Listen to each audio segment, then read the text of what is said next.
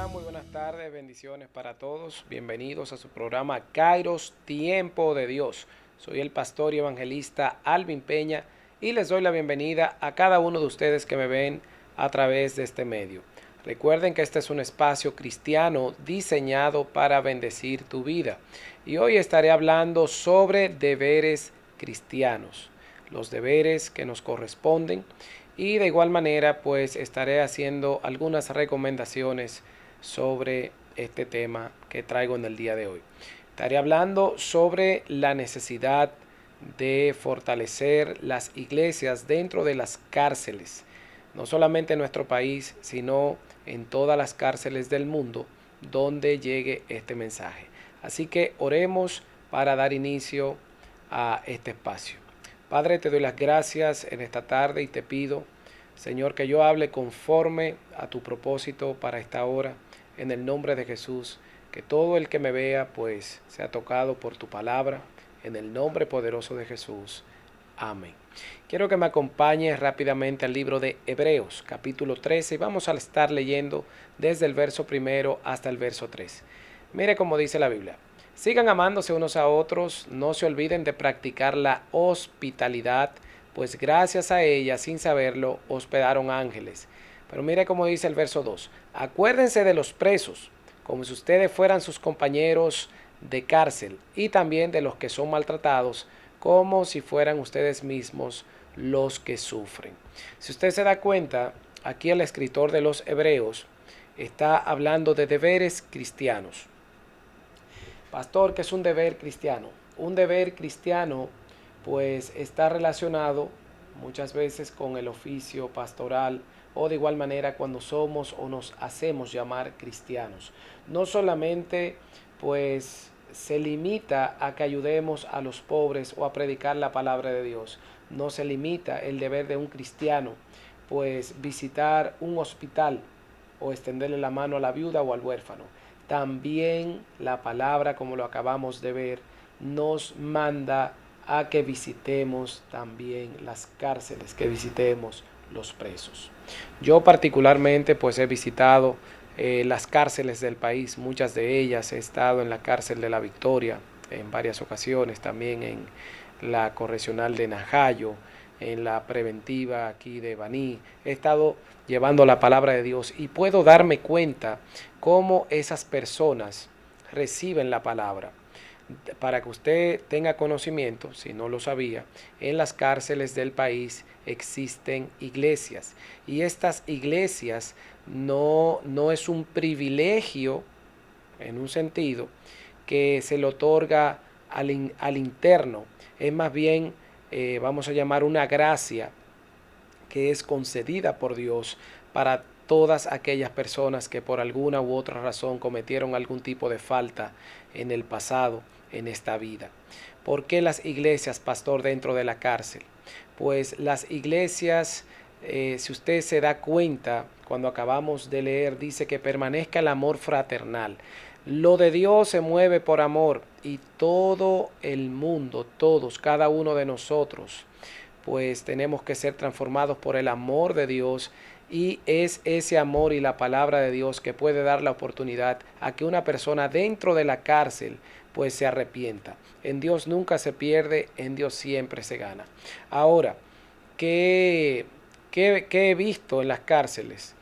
Que muchas de ellas lamentablemente necesitan ser reacondicionadas.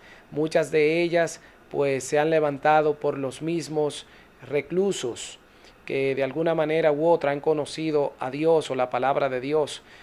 Pastor, pero es que si están ahí se merecen eso. Yo no estoy diciendo, para que estemos claros, que deben darle la libertad. No, el que comete un acto tiene que pagar por sus hechos. Pero usted sabe mejor que yo que muchas veces la sociedad condena a aquellas personas que están tras las rejas sin darle una oportunidad. No todos merecen una oportunidad, si usted lo quiere ver de esa manera, pero sí todos merecen el que les sea predicada la palabra de Dios. Y como se está hablando de Dios, también las iglesias deben, aún dentro de la cárcel, ser reacondicionadas o tener un buen espacio para que se pueda predicar la palabra o llevar el mensaje de una manera adecuada. Yo he visto iglesias que lamentablemente no tienen sillas dentro de la cárcel. No tienen, están mal pintadas, es la casa de Dios. No existe ni siquiera pues un micrófono o bocinas para poder llevar la palabra a tantas personas que están ahí privadas de libertad, donde muchos de ellos salen y no encuentran cómo poder reintegrarse a la sociedad, porque les condenamos. Y nosotros tenemos que, queridos hermanos, volver al primer amor. Debemos cuidarnos, pero hay personas o existen personas que merecen una segunda oportunidad. Muchas son quizás malas. Ok, la justicia se encargará, pero en la cárcel, cuando una persona se le predica la palabra de Dios, créame que hoy en día han salido grandes predicadores después de haber pasado por situaciones, engaños que ofrece la vida, porque como dice la palabra, el que esté libre de pecado, que lance la primera piedra. Nosotros no podemos condenar a nadie. Nosotros no somos jueces. Nosotros hemos sido llamados a practicar la hospitalidad, y eso incluye también el visitar las cárceles del país.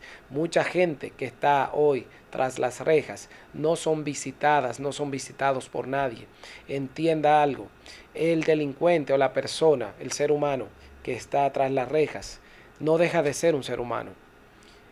Cuando tú llevas el mensaje de Dios, hoy en día, doy gracias a Dios por eso, todavía en nuestro país, en las cárceles, se respeta la palabra de Dios. Nosotros los pastores tenemos acceso a poder visitar las cárceles. Y gloria a Dios por eso, ¿verdad? Que no se prohíbe el que se lleve la palabra del Señor.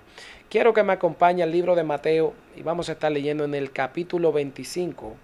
Búsquelo allí.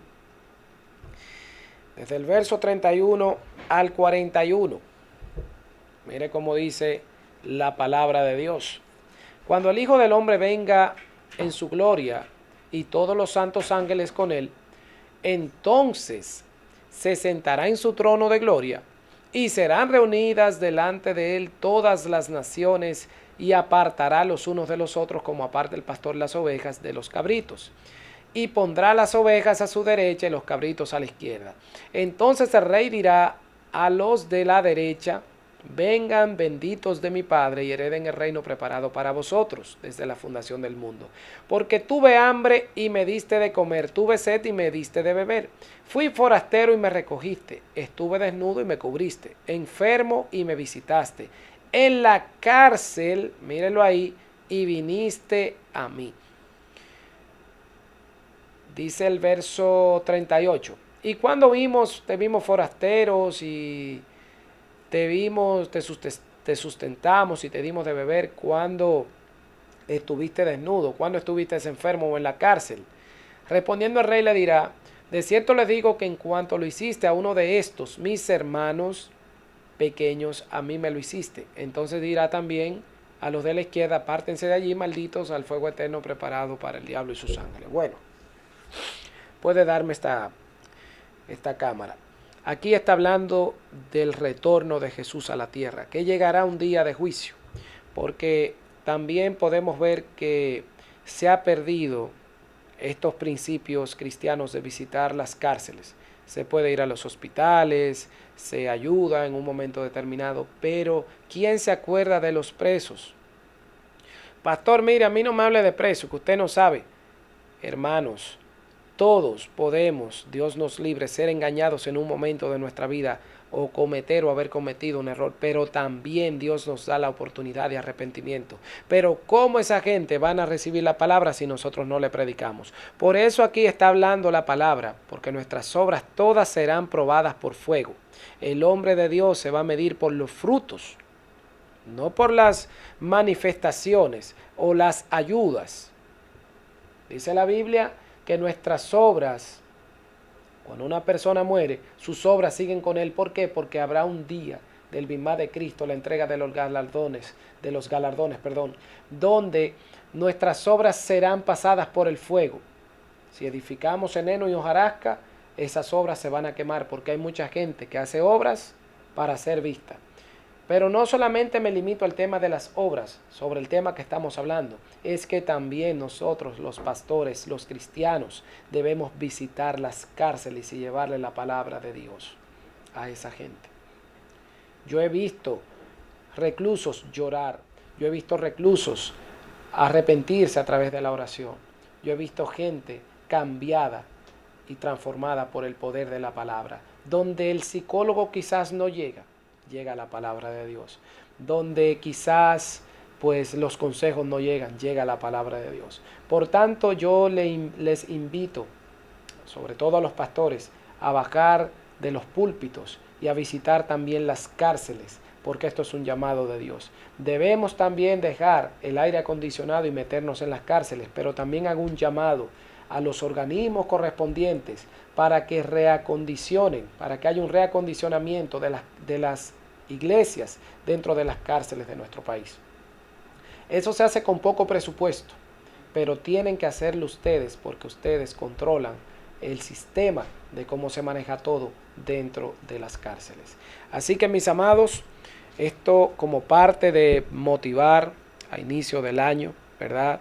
Porque si queremos una sociedad mejor, tenemos que apostar a nuestros jóvenes enseñados con valores y principios cristianos, pero también tenemos que creer en la reivindicación de toda aquella persona que en algún momento de su vida haya caído o falle. Jesús no vino a condenar el mundo, Jesús vino a salvar el mundo a través de la palabra de Dios y a través de su amor. Así que en este día hay mucha gente que quizás no está en una cárcel física, pero está atravesando situaciones difíciles donde su espíritu se encuentra cautivo por situaciones, por opresiones, por opresión, por algún tipo de situación que estás atravesando y eso no te deja avanzar en la vida. Todo lo que te esté prohibiendo avanzar en la vida tiene que ser retirado de ti. Y hoy Dios te da la oportunidad y abre una puerta grande, que es la puerta de la salvación, para que entregues tu vida a Cristo. Si quieres pues entregar tu vida a Cristo, valga la redundancia, repite esta oración con fe, creyendo en tu corazón. Di conmigo: Señor Jesús, en esta hora me arrepiento de mis pecados, cámbiame, transfórmame, libértame. Hoy me entrego a ti y te confieso como mi único Señor y suficiente Salvador. Inscribe mi nombre en el libro de la vida y no lo borres jamás. En el nombre de Jesús, amén. Si hiciste esta oración por primera vez, bienvenido, bienvenida a la familia de la fe. Si quieres visitar nuestra iglesia en la República Dominicana, estamos ubicados en la avenida John F. Kennedy, esquina Ortega y Gasset, en el local 102 de la Plaza Metropolitana. Tenemos nuestros servicios martes y jueves a las 7:30 de la noche y los domingos a las 5 de la tarde. Así que te esperamos. Recuerda que en Dios nunca se pierde, en Dios siempre se gana. Dios te bendiga.